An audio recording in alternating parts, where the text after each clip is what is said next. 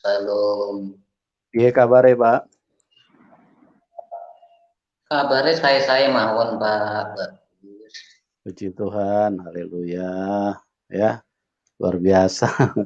Orang yang mengalami kasih Tuhan ini dipenuhi dengan sukacita yang luar biasa ya.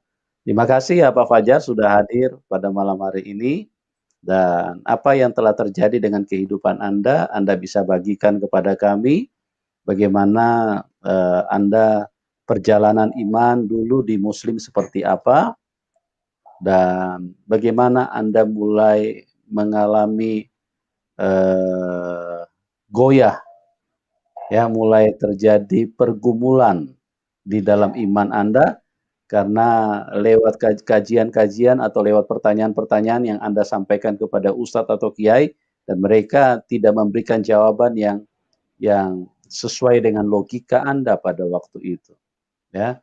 Nah, Anda bisa ceritakan secara lengkap ya Pak Fajar ya supaya banyak teman-teman yang sudah percaya Tuhan Yesus mereka akan dikuatkan secara luar biasa dan juga bagi teman-teman yang belum percaya Tuhan Yesus Kristus dengan kesaksian Bapak ini akan menjadi inspirasi yang besar untuk menuntun banyak orang supaya mereka pun juga bisa melihat kebenaran yang sesungguhnya. Oke, Pak Fajar, waktu dan tempat saya serahkan kepada Anda. Monggo, Pak. Terima kasih Pak Yusuf yang telah memberikan kesempatan kepada saya untuk bersaksi. Sebelumnya bagi rekan-rekan yang melihat dan saudara-saudara semua yang melihat, salam, saya ucapkan salam alaihim Yesus Hamasiyah. Saya lahir pada tahun 1976. Ayah saya itu seorang muslim dan ibu saya seorang muslim. Ayah saya dari Banyuwangi sama ibu saya dari Banyuwangi. Namun saya terlahir di kota Denpasar, cuma melahirkan aja. Tapi ayah saya ini orang yang taat beragama, boleh dikatakan beliau adalah takmir suatu musola atau masjid, di mana pasti saya dibesarkan dan dibimbing beliau yang mengajari saya tentang sholat, tentang niat sholat, dan tentang rukun-rukun dalam sholat, sampai akhirnya berdirilah sholat itu sendiri. Saya paham dari orang tua saya. Dan pada tahun 1984, saya waktu itu kelas 2 SD, itu bapak orang tua saya pindah, saya otomatis ngikut pindah di Banyuwangi. Tepatnya di Banyuwangi itu ya di Kecamatan Gagah, nggak perlu saya sebutkan desanya.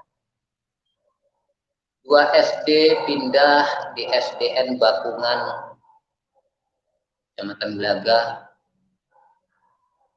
Adaptasi saya dengan rekan-rekan kawan-kawan sekolah.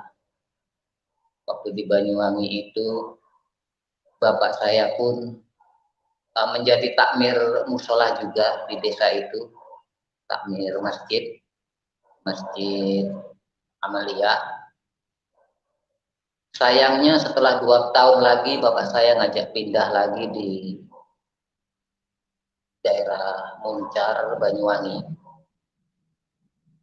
Saya beradaptasi lagi dengan rekan-rekan.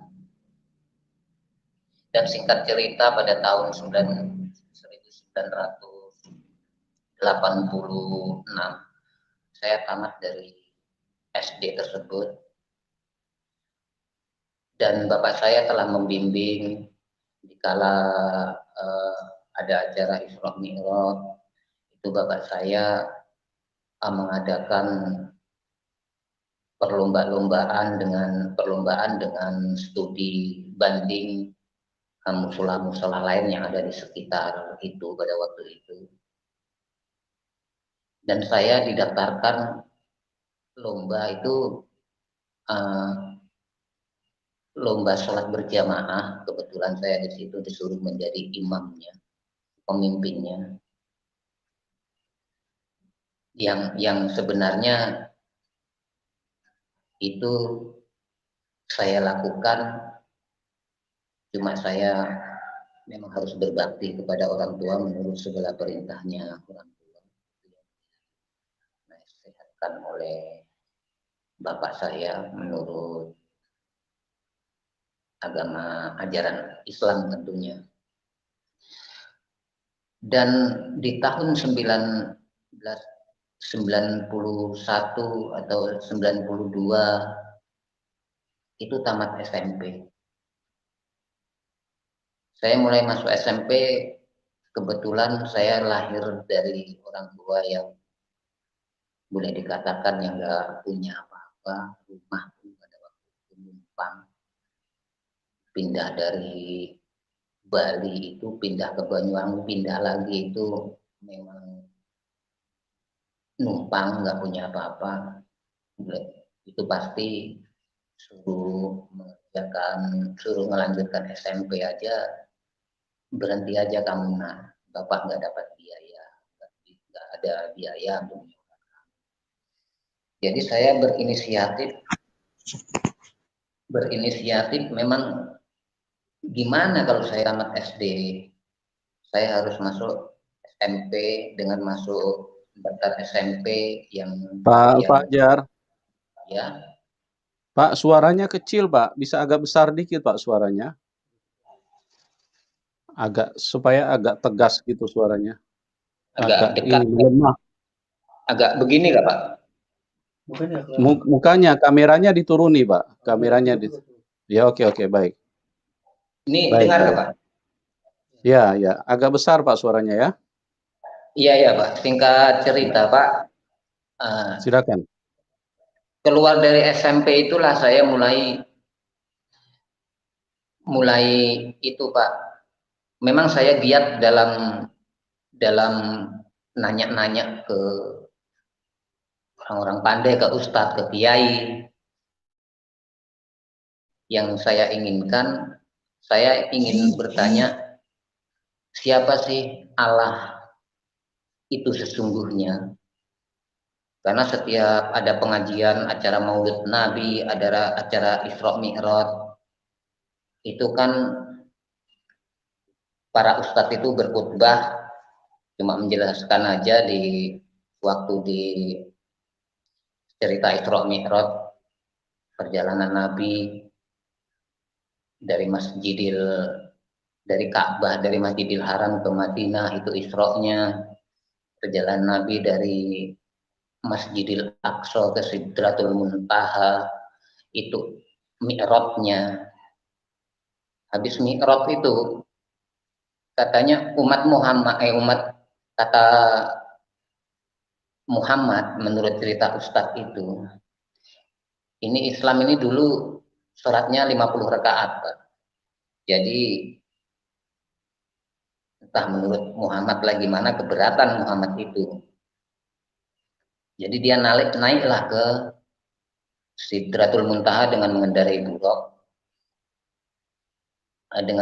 buruk, dan walhasil dia turun menyuruh umatnya sampai mendapatkan wahyu itu 17 rakaat yang sekarang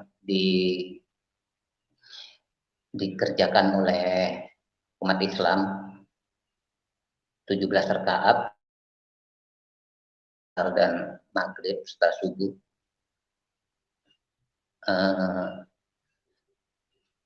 Waktu itu saya udah mulai goyah iman saya Pak, karena saya statusnya bukan guru ngaji, saya bukan orang yang dari pondok pesantren, bukan. Saya bukan ustadz, bukan. Saya cuma guru ngaji Iqra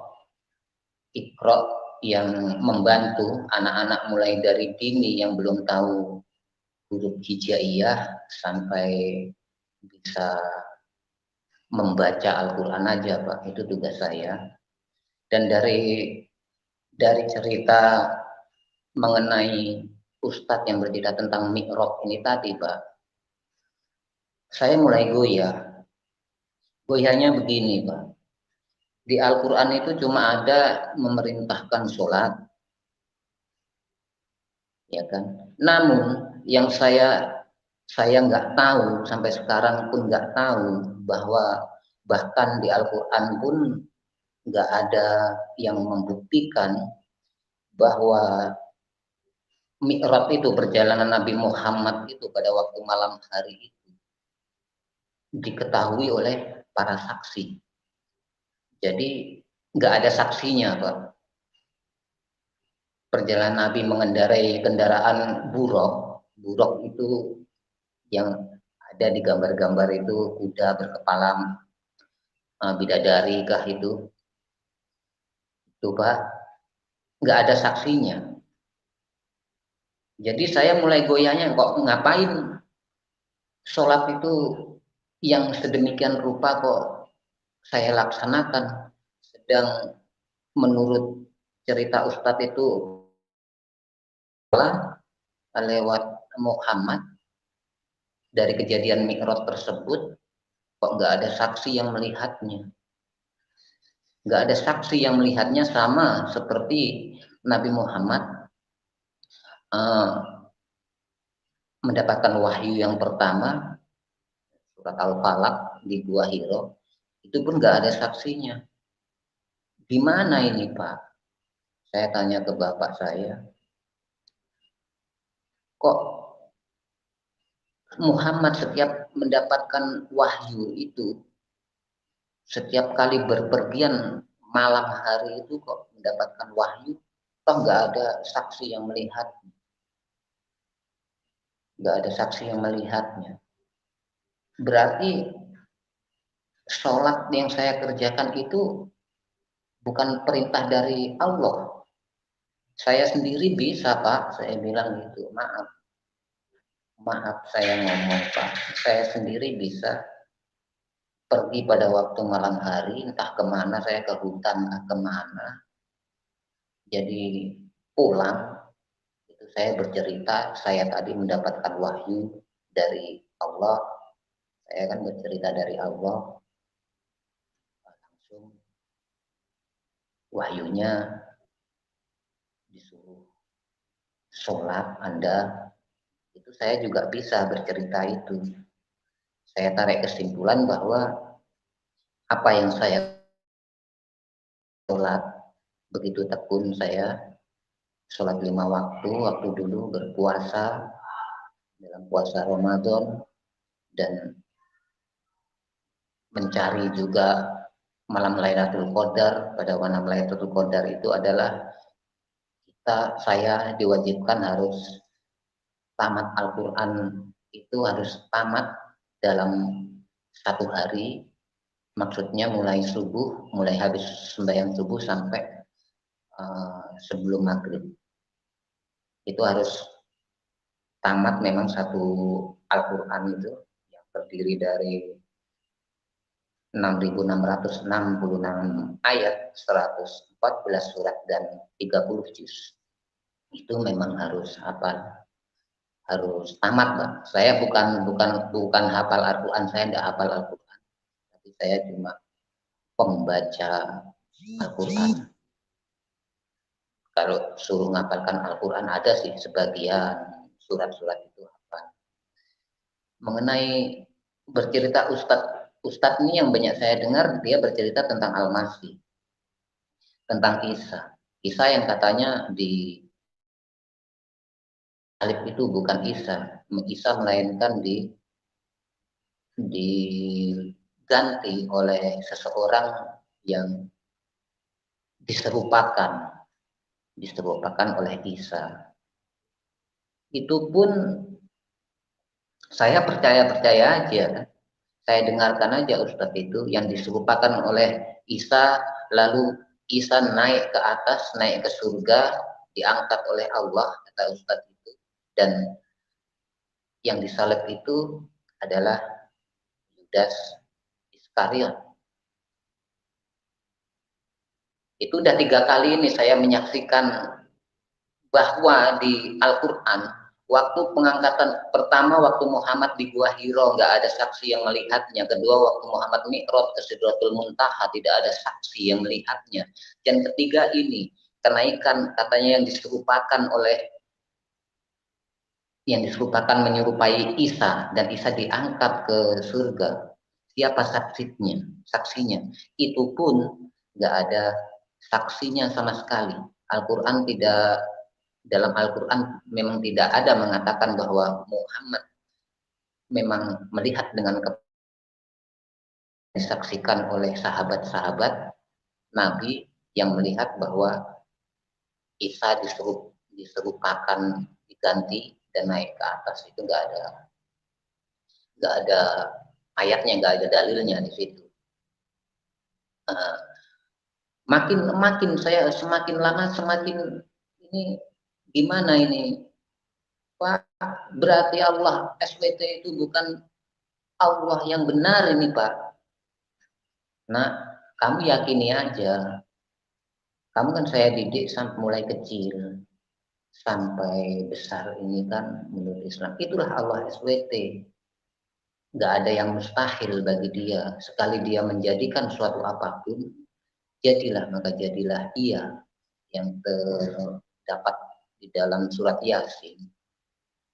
Surat Yasin ayat 82 kalau nggak salah itu Pak, yang berbunyi innama amruhu idza arada syai'an ayyaqula lahu kun fayakun. Kun fayakun, jadilah maka jadilah. Itu jawaban bapak saya. Bapak saya pun nggak mampu membantah atau menunjukkan yang di dalam Al-Quran itu yang ada saksi-saksinya tersebut. Dan lagi pula di dalam Al-Quran itu banyak, menurut saya itu banyak dirahasiakan. Apa yang dirahasiakan? Terjemahannya atau artinya atau maknanya. Suatu misal, Yasin, itu artinya apa? Nggak ada artinya di dalam Al-Quran itu. Hanya Allah yang tahu itu artinya. Itu maksudnya apa? Saya pun bingung. Yang kedua, alif lam mim, itu nggak ada artinya. Kaf ha ya ain shad, itu juga nggak ada artinya. Banyak, pokoknya dalam 3 atau 4 huruf, 5 huruf itu nggak ada artinya. Kita cuma Allah aja yang mengetahui. Kenapa kok Allah itu mengenai firman kok bisa dirahasikan kayak gitu? Saya pun bingung. Walhasil tamat dari SMP saya masih kerja, tahun 92 itu saya masih kerja itu selerek namanya Pak, selerek di Muncar itu Pak, cari ikan Pak. Itu kalau di Muncar namanya selerek itu. Dan puji Tuhan, Tuhan menggiring saya untuk meninggalkan keluarga dari Banyuwangi pergi ke Pak Hernowo, ya. Suaranya agak besar dikit Pak, mengecil lagi suaranya Pak. Ya. Apa mic-nya agak didekatin ke mulut Pak, mic-nya? Oh iya Pak, gini Pak. Nah ini oke ya. Suaranya agak besar Pak ya. Iya, walhasil gini Pak. Walhasil setelah tamat SMP saya kerja nyelerek tadi, ke Muncar itu kerjaan selerek, mencari ikan itu cara-cara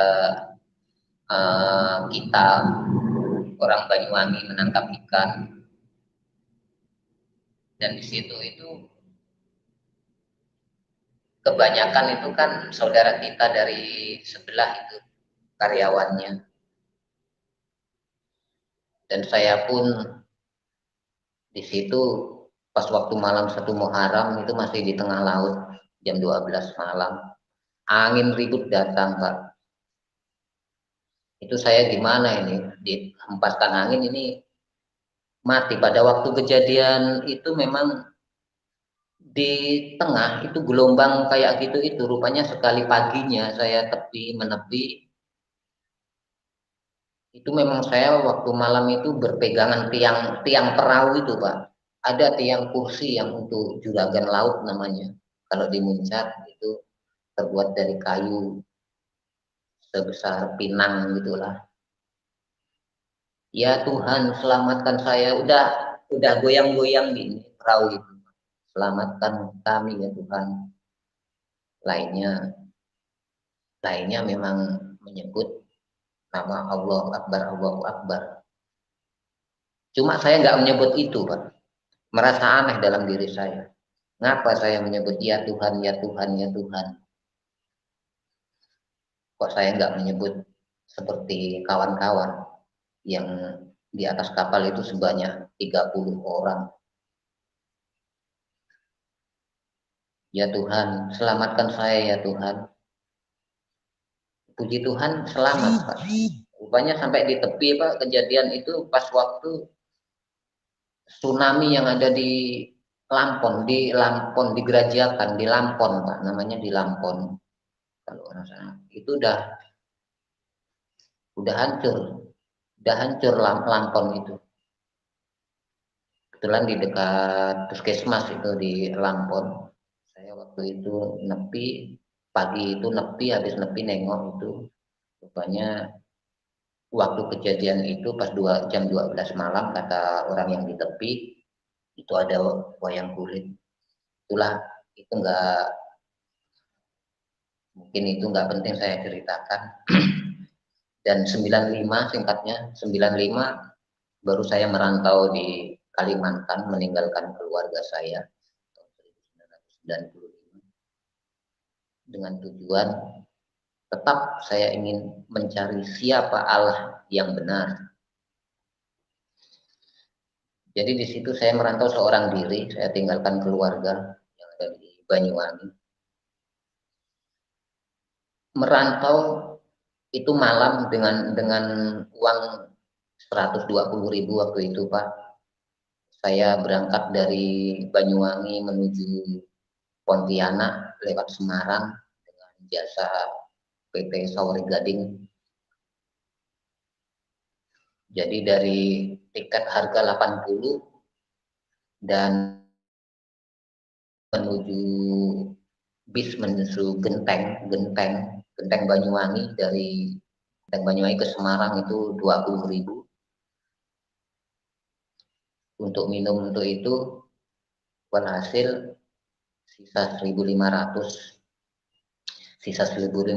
rupiah pada waktu itu karena dari Banyuwangi menuju Pontianak itu harus nginap dulu 2 hari berangkat sebelum 2 hari kapal pemberangkatan waktu itu kapal Bukit Raya. Habis itu saya yakin bahwa Tuhan selalu mencukupkan. Itu masih saya sebut Tuhan, tapi saya belum tahu siapa tuh Allah itu sebenarnya. Saya menyebutnya Tuhan. Tuhan cukupkan perjalanan saya dengan uang 1.500 ini saya mencapai. Biasanya Pak Fajar, biasanya kalau orang Islam itu kalau dalam keadaan terdesak biasanya menyebutkan apa, Pak? Allahu Akbar atau takbir atau apa? Allahu Akbar, Pak. Takbir itu, Pak. Oh, Allahu Akbar itu takbir, Pak. Allahu Akbar itu takbir, takbir Allahu Akbar gitu. Iya. Cuma waktu Bapak di laut itu tidak menyebutkan takbir ya? Bapak tidak menyebutkan Allahu Akbar. Nah, itu yang saya anehkan itu, Pak. Hmm. Kawan-kawan saya menyebutkan waktu ada bahaya itu menyebutkan Allahu Akbar gitu. Tapi saya sambil pegangan di atas kayu pinang itu yang sebesar kayu pinang lah. Ya. Ya Tuhan, selamatkan saya, ya Tuhan, selamatkan saya. Saya juga heran. Hmm. Habis itu saya mikir, loh, saya tadi nyebut ya Tuhan. Kata kawan saya memang saya nyebutnya ya Tuhan. Kawannya orang lain, orang semua di sini menyebut Allahu Akbar, kau menyebut ya Tuhan, ya Tuhan. Saya bilang ya Hmm. sama lah saya bilang gitu. Allah Subhanahu wa Ta'ala itu kan Tuhan juga, Tuhan yang Maha Esa. Itu sebutan aja kok Anda permasalahkan waktu itu, bahkan Pak, waktu itu. Tapi waktu sekarang ya pengertiannya otomatis lain. Kalau SWT itu ya lain dengan Allah yang sebenarnya, dengan Yahweh yang saya dapatkan. Ya. Jadi kejadian itu singkat cerita, saya datang Pontianak ke rumah bapak, seorang bapak, disilahkan masuk dan mengangkat saya sebagai anak rohani. Panggil saya, taruhlah saya ini bapak rohani kami. Kebetulan saya masuk di desa ini, mayoritas di sini rupanya Kristen, tapi asal semuanya adalah Islam. Asalnya semua Islam, ada sekitar 170 jiwa di sini. Bahkan sekarang lebih, dulu itu ada 170 jiwa itu Kristen semua, Pak, Protestan, Pak. Oh, Kristen. tadinya mereka Islam. Tadinya mereka Islam ya, Pak? Ya, mereka Islam, Pak. Jadi kalau untuk dikiranya saya bohong, itu dicek aja di Desa Babar, Kepayang, atau Bapak Yusuf mengecek aja lewat GPIB Panitah Anjungan. Itu tanya warga Babar itu dulunya Muslim semua, sekarang Kristen semua. Haleluya. Haleluya, puji Tuhan. Itu biasanya kawan-kawan yang komentar itu bohong-bohong, itu makanya saya tunjukkan alamat lengkap saya ini. Kampung Babar, Desa Kepayang, Kecamatan Anjungan, Kabupaten Mempawah. Itu silahkan nanya. Jadi sejak kapan Pak Fajar ini mulai ragu dan mulai meninggalkan Allah SWT, Pak? Sejak kapan? Saya menemukan yang terakhir, saya kan dari sini kan masih Islam, Pak. Di kampung Islam. Dari Banyuwangi masih Islam. Masih Islam. Ke Pontianak masih Islam. Masih Islam, masih Islam, Pak. Ke Pontianak masih Islam.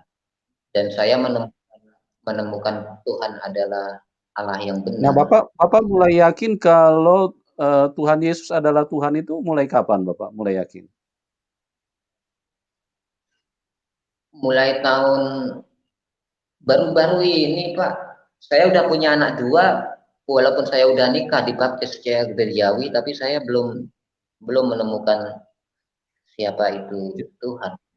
Dan mulai tahun ya 2004 itu kalau nggak salah, Pak. Pokoknya 2004 itu waktu kejadian itu, saya nonton di TV, memang waktu kejadian bom Bali. Bom Bali 1, Pak, di Legian Kuta itu, Pak. Iya, Imam Samudra. Hati saya hancur waktu itu, Pak. Itu tanah kelahiran saya, ngapa kok dihancurkan? Apa salah mereka? Itu mengatasnamakan jihad. Mulai itu saya udah langsung, Pak, total saya berkesimpulan bahwa Islam ini memang nggak benar. Yang diajarkan ustadz-ustadz mereka secara jihad yang dilaksanakan, Pak. Mereka memang Islam itu saya baca sekarang ini, Pak. Apa yang Islam kerjakan, apa yang saya kerjakan dulu, toh nggak ada dalam Al-Quran. Apa yang saya kerjakan dulu nggak ada dalam Al-Quran. Yang saya sebutkan tadi, masalah saksi-saksi Muhammad yang mendapatkan wahyu di Wahiro atau di Mi'raj, di Sidratul Muntaha, atau agak besar, Pak, suaranya agak besar, Pak, mengecil lagi suaranya, Pak. Kurang dekat, Pak, di Sidratul Muntaha itu, Pak, mulai itu. Jadi otomatis saya mulai percaya kepada Yesus itu masalah Pak Ustadz yang berjihad itu. Imam Samudra menghancurkan Bali dan hati saya pun hancur di situ, tanah kelahiran saya di itu. Mulai sekarang pun saya masih terngiang-ngiang tempatnya itu, di kafe Melati, Legian Kute, dan Bom Bali 2 di Jimbaran. Itu saya tahu semua tempatnya. Mereka nggak ada salah jihad dengan tujuan kalau mati syahid, katanya Pak. Walaupun ngebom itu dia berdalihkan jihad, itu kalau mati syahid. Mati syahid itu apa? Mati syahid itu jihad, itu orang yang berperang di jalan Allah. Padahal di sekitar Jimbaran atau di sekitar hotel Cafe Melati itu yang mati itu bukan orang Hindu aja, bukan orang Bali aja. Orang Islam pun ada yang jadi korban juga. Walaupun ngebom tetap masuk surga ya, Pak? Mati syahid. Mati syahid itu ya? surga, Pak. Dapat bidadari lagi? Bidadari 72, Pak. Memang sesuai dari golongannya, Pak. Kata Pak Ustadz itu kan Islam itu kan dipecah menjadi 73 bagian. Dan pada akhir nanti katanya tinggal satu. Jadi Islam itu mengerucut, Pak, nantinya itu. Kata Pak Ustadz tadi. Entah betul entah enggak. Yang dibetulkan kata Pak Ustadz itu waktu dulu itu aliran Ahlus Sunnah wal Jamaah yang sekarang disebut NU, Pak. Itu NU itu aliran Ahlus Sunnah wal Jamaah. Maka sekarang kadrun-kadrun itu sedikit banyaknya, walaupun khutbahnya nggak menurut Nahdlatul Ulama atau Ahlus Sunnah wal Jamaah, dia mengaku-ngaku orang dari NU. Itu yang kedua. Bom Bali yang satu pertama, Bom Bali 1 dan Bom Bali 2, itu yang membuat saya meninggalkan Islam total. Dan yang kedua, memang saya mendapatkan kejadian waktu kerja di Ketapang, Pontianak, kerja dompeng. Waktu itu saya diamanatkan untuk pegang sedot, dan sekitar jam 3 sore itu memang tugas saya itu untuk menyapu, membersihkan butir-butir emas itu dari itu pasir. Dari pasir, dari butir, memasukkan butir-butir emas. Kita nyapunya dengan air, memasukkan air yang bercampur dengan pasir dengan butiran emas itu dalam paralon. Kita tarik gas, sedot, lalu dia ada kainnya di atas. Itu tugas saya. Tapi di pertengahan itu karena sebelumnya waktu saya sebelum berangkat itu Bapak rohani saya ini mengamanahkan kalau ada apa-apa nanti sebut saja dalam nama Tuhan Yesus, pasti kau selamat. Nah, waktu itu kawan-kawan udah di atas semua, Pak, di atas pasir buntut itu. Dan di situ satu lubang itu ada 12 set mesin. Artinya kalau 12 set itu kan 24 mesin, yang lubang itu dalamnya 12 meter, tingginya 12 meter, dalamnya, lebarnya itu sekitar 4 hektar lebih, malah 4 hektar lebih, Pak. Di tengah-tengah saya narik sedot itu, memang posisi saya waktu itu kayu besar di atas kepala saya ini, dan saya duduk di bawah kayu itu. Kawan-kawan udah di atas mengawasi tanah longsor itu. Suatu kode waktu saya narik sedot itu, tengah-tengahnya nyapu belum selesai, saya dilempar-lempar pasir dengan kawan-kawan yang di atas. Itu suatu tanda, suatu peringatan bahwa ada bahaya. Namanya dilempar pasir, udah sedot saya lepaskan, saya karena nggak melihat lagi, kena mata saya, kena muka saya ini penuh dengan pasir, dan saya hanya menyebut apapun yang terjadi karena nggak dengar itu waktu itu riuh suara mesin. Apapun yang terjadi, Tuhan selamatkan saya karena saya nggak dapat melihat apapun itu yang terjadi. Tuhan, selamatkan saya, dan saya hanya minta padamu dalam namamu Kristus Yesus saya memohon. Itu seketika itu bres, itu udah nggak nampak Pak. Bres itu ada 1 hektar Pak, ada 1 hektar pasir yang di atas itu meluncur dari atas setinggi 12 meter itu menerjang saya. Saya diterjang dengan pasir itu, kebetulan pasir itu entah gimana nerjang saya itu, saya nggak tahu lah pokoknya. Saya tahu-taunya duduk bersila di atas pasir tersebut. Udah sepi itu, kawan-kawan udah sepi, ramai ke lubang sebelah udah rata dengan pasir. Dan satu rombongan 12 orang memang terkubur dalam pasir itu. Dan puji Tuhan, rombongan saya selamat semua. Ya ada lecet-lecet sih sedikit Pak, namanya saya kata kawan saya itu terbang 4 meter, dilemparkan pasir itu terbang naik ke atas, melompati kayu yang di atas kepala saya tadi. Itu suatu hal yang ajaib. Tuhan bekerja menyelamatkan saya.